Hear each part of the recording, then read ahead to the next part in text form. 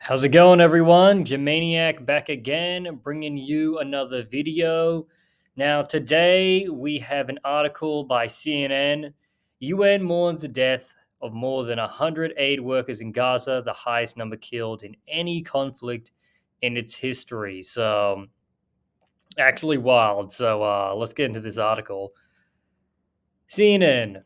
More United Nations aid workers have been killed in Gaza than in any other single conflict in the organization's 78-year history, the UN said Monday, a stark reminder that humanitarian staff from global agencies have not been spared from Israel's relentless bombardment of the besieged strip. So, as we can see here, looks like those pamphlets Israel have been dropping haven't been getting to the right people because nobody's reading them and then they're just getting bombed to death. So, not looking good. Maybe print out bigger pamphlets. But as you can see, it looks like no one's being spared this essentially what looks like indiscriminate bombing by Israel. I mean, a lot of people were saying, no, they're actually just going after Hamas targets and, they're using people as human shields. That was kind of the excuse. And so because they're using people as human shields, that's why there's more like casualties, you would say. They're hiding amongst the population. But as we can see, even UN workers themselves are literally getting murdered here. So at this point, I think it's like unironically safe to say that Israel is committing some very, very big war crimes to the people of Gaza right now. And no one is really doing anything about it. So we have this country, which one of the most advanced militaries on the planet, one of the most sophisticated spy agencies on the planet as well, blowing up dudes who have to use paragliders and tunnels. On top of that, it just looks like they're legitimately just going after everyone. I know recently, I think they had three guys there recently who were supposed to essentially try and monitor the death count that was going on. And all three of them were killed.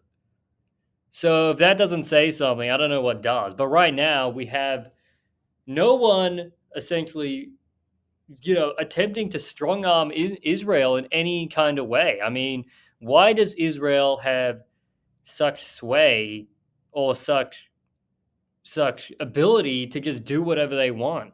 I feel like if this was any other country, there'd be, I don't know, sanctions or something at the very least. Israel would be forced to the negotiation table. But it looks like they just don't have to do anything at all. They're allowed to essentially kill and murder as many children and UN employees as they want because, well, screw you. That's why. So I guess, yeah, we'll continue with the article. I know as well, by the way, that I was reading another article by it's by Arab News or something, and it was saying how most of the deaths are of course actually women and children as well. So yeah, Hamas is recruiting them young. So anyway, a record number of aid workers have been killed in Gaza since October 7, surpassing annual totals in other conflict zones. Let's see. I've read that it's been up to 133 in a more recent article, but it looks like yes, Syria was one of the highest. Same with Afghan. So those killed were among 13,000 of its staff working in Gaza, and many have died alongside their families during Israel's bombardment. So they've killed the families too, and blockaded Palestinian territory following the October 7 attack by Hamas militants. Teachers, school principals, health workers, gynecologists, engineers, support staff, and a psychologist. UN aid workers are among at least 11,000 people killed in Israeli airstrikes, including 4,609 children, according to the Palestinian Ministry of Health in Ramallah. I think the number's been up to 20,000 with 8,000 children. The agency was established in 1948 after the Arab-Israeli War and provides services such as education, healthcare, relief, and social services. Well, we definitely cannot be having any of that. So definitely a major target.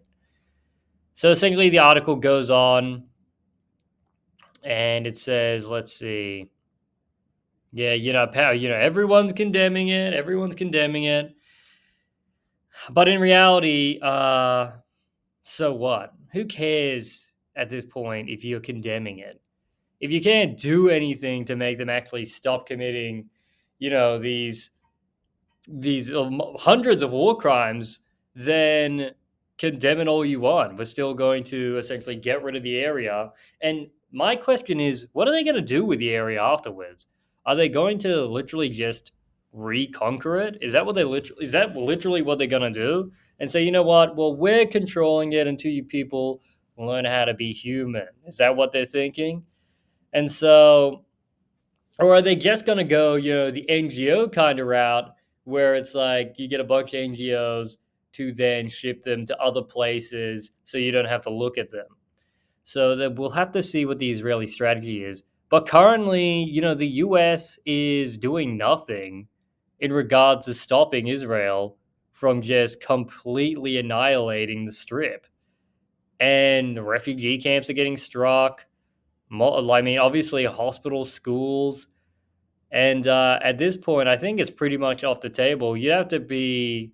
I would like to hear the argument for the justification of the killing of these workers, because this is honestly a crime against humanity at this point. I mean, everyone would say the October 7th attacks, yeah, they were tragic. Obviously, multiple people died, but at this point, you've got more than 20 times the vengeance and justification. We understand that you kind of want to dismantle Hamas, but the way you're going about it is you are creating more Hamas, whatever that is at this point, in even Western nations itself, because people are looking at this. If people were to look at this objectively and look at the numbers, we can say, well, what the hell is going on? Like, can you, like, there's not allowed any aid? You have complete control of the district.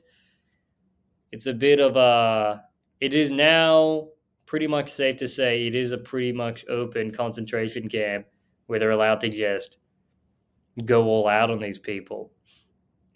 And some people say it's not fair to say that to Israel, but when you are the more powerful state, you have to be the one who people turn to lift up the sword and say and make the decisions, make the more peaceful decisions. You're the more powerful state. You have jets, you have a U.S. carrier, in the water, right? Like basically guaranteeing your safety. Hamas and the Palestinian people have paragliders and a tunnel, a couple of tunnels. So yeah, anyway, the Muslim world is going to be pissed off from this one.